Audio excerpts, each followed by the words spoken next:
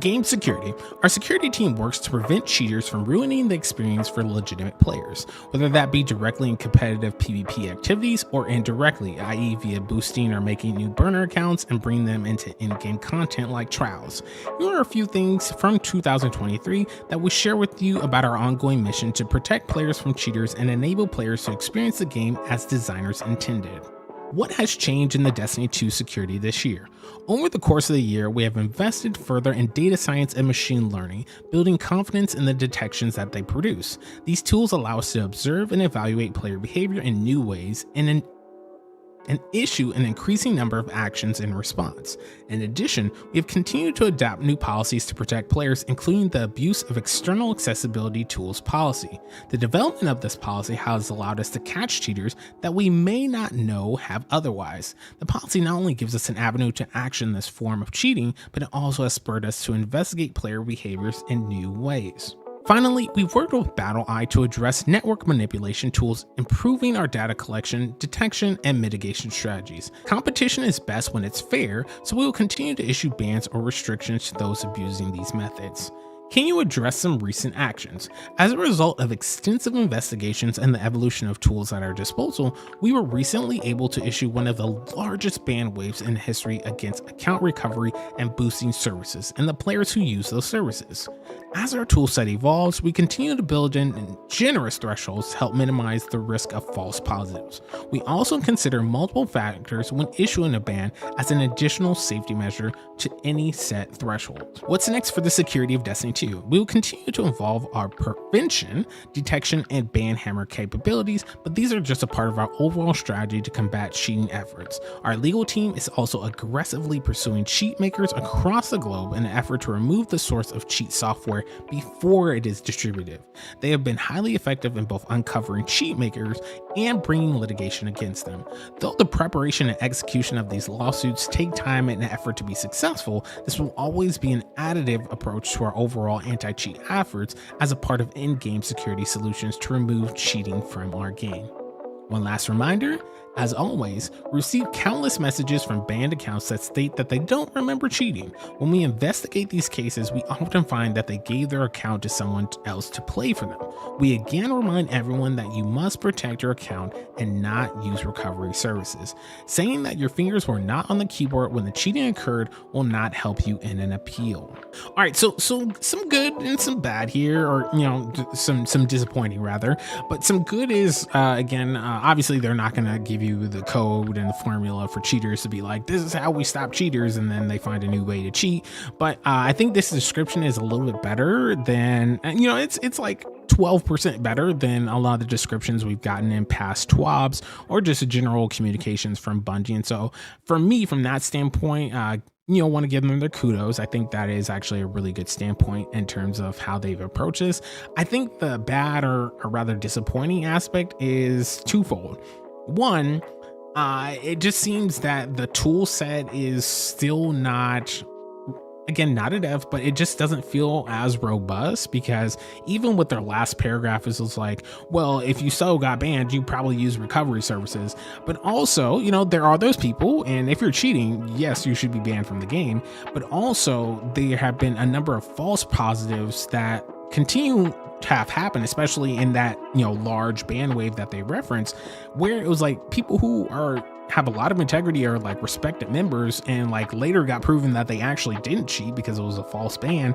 And especially the bans that are happening to the speedrun aspect of the community, and being in a space where it's just like tools, machine learning, AI, all well and good in certain contexts, but like I forget who said it, maybe it was Fallout Plays or maybe it was Astacross, but somebody, one of them, or maybe someone else, or maybe it was Datto, had offered that, like, is with all the, again, they've been winning millions off of these cheating companies, people who are harassing devs, they're winning those lawsuits. Bungie has won lawsuits back to back. And granted, when you win a lawsuit, it's not like the whole, $1 million gets deposited into your account the next day. But again, that is money, that is revenue on top of the other ways that they already monetize the game, right? So they're not an indie small studio who's broke. They also just recently revamped their whole studio space. If you all didn't see it, it actually looks really beautiful. I don't know if we'll ever get the opportunity to see it, but it looks really beautiful. So again, I say this to say it's like they have money, they have resources, and the question that other people have brought up that I'll to come back to the point, and that I also have as well, is like, could there not be an opportunity to invest in an actual human staff member or a series of staff members? Again, I don't know their structure, but under your ID department, your security department, that maybe hire 2, 3, 4, 5, 10 more roles where there are people who this is their job, because you'll have people on like super big streamers like Grenade or Jake on his channel or just in different spaces blatantly cheating, and then they'll like match up with them multiple times in the course of like one stream, and it's just like they'll get reported, like it will be very blatant that they're cheating. They got their super like 12 times back to back to back, and they'll get reported, and then they'll play the whole weekend of comp or trials or whatever, and those people will still not get banned. And having machine learning AI, I think, can work in certain contexts, but I think there's also that context specifically where it's just like having, again, I don't know what would be feasible. Again, I'm being what they call it, an armchair dev. I'm being an armchair dev right now, but like in theory, again, I'm not trying to be malicious, but I'm saying in theory, it does seem like couldn't hiring additional staff to work on that specific aspect of security be helpful? And honestly, I'd love for Bungie to answer that directly, yes or no, because I'm not the only person who's brought that up. But again, ultimately, security is going to be security. I do think it has been pretty good in terms of the cheating that we've experienced, but ultimately it's gonna have to be proven to like people who are more well versed in the PvP side, who experience more of the cheating than we see on the PvE side.